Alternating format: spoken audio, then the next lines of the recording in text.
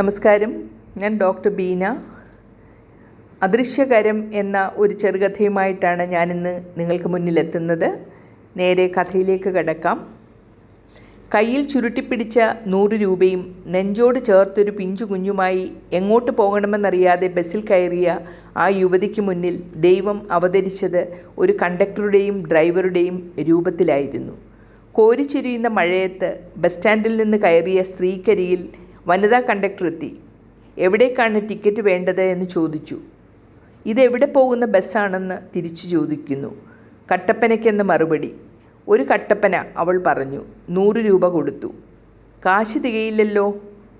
എങ്കിൽ 100 രൂപയ്ക്ക് പോകാവുന്നിടത്തേക്ക് ടിക്കറ്റ് തരൂ. കണ്ടക്ടറുടെ മുഖത്ത് നോക്കാതെയുള്ള ആ സ്ത്രീയുടെ മറുപടി. ബസ് അതിവേഗത്തിൽ ഓടിക്കൊണ്ടിരുന്നു. കണ്ടക്ടർ ഏറ്റുമാനൂർക്ക് ടിക്കറ്റ് കൊടുത്തു.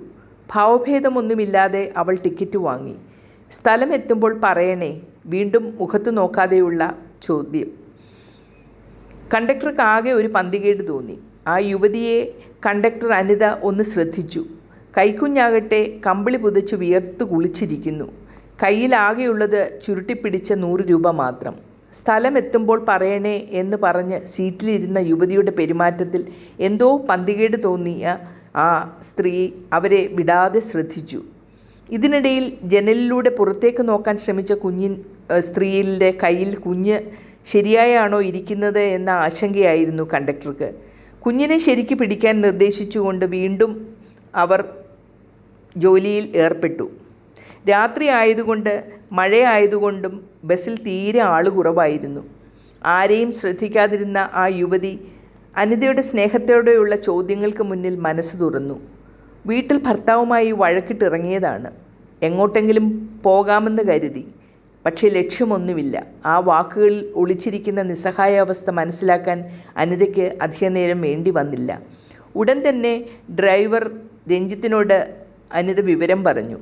ഇരുവരും ചേർന്നെടുത്ത ആ തീരുമാനമാണ് ഒരുപക്ഷെ ആ അമ്മയെയും കുഞ്ഞിനെയും വലിയൊരു അപകടത്തിൽ നിന്ന് രക്ഷിച്ചതെന്ന് പറയാം. ഡ്രൈവറുടെ നിർദ്ദേശപ്രകാരം അനിത പോലീസിനെ വിളിച്ചു. ബസ് ഏറ്റുമാനൂർ എത്തുമ്പോഴേക്കും പോലീസ് എത്താമെന്ന് ഉറപ്പും പറഞ്ഞു.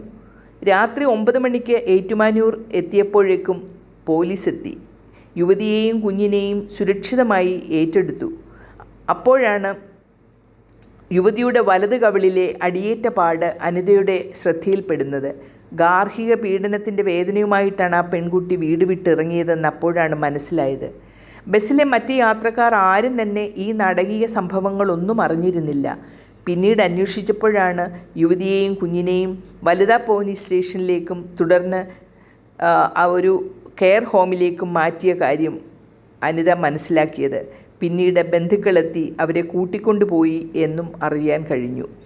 അത് കേട്ടപ്പോഴാണ് അനിതയ്ക്കും രഞ്ജിത്തിനും ആശ്വാസം നേരെ വീണത്. മാത്രമല്ല, ആ പെൺകുട്ടിയുടെ ഭർത്താവും വീട്ടുകാർക്കുമെതിരെ ഗാർഹിക പീഡനത്തിന് കേസെടുക്കുകയും ചെയ്തിട്ടുണ്ടെന്നറിഞ്ഞു. കണ്ടക്ടർ അനിതയുടെയും ഡ്രൈവർ രഞ്ജിത്തിൻ്റെയും സമയോചിതമായ ഇടപെടലില്ലായിരുന്നെങ്കിൽ ആ രാത്രി അമ്മയും കുഞ്ഞും എവിടെ ചെന്ന് പെടുമായിരുന്നു എന്ന് ചിന്തിക്കുകയാണ് മനുഷ്യർ, സന്മനസ്സുള്ള മനുഷ്യരെല്ലാം. ഇത്തരം കരുതലുള്ള നല്ല മനുഷ്യർ ഉള്ളതുകൊണ്ടാണ് ഈ കലികാലത്തും ലോകം ഇങ്ങനെയെങ്കിലും മുന്നോട്ട് പോകുന്നത് എന്ന് നമുക്ക് ആശ്വസിക്കാം. കഥ ഇഷ്ടപ്പെട്ട് കാണുമല്ലോ.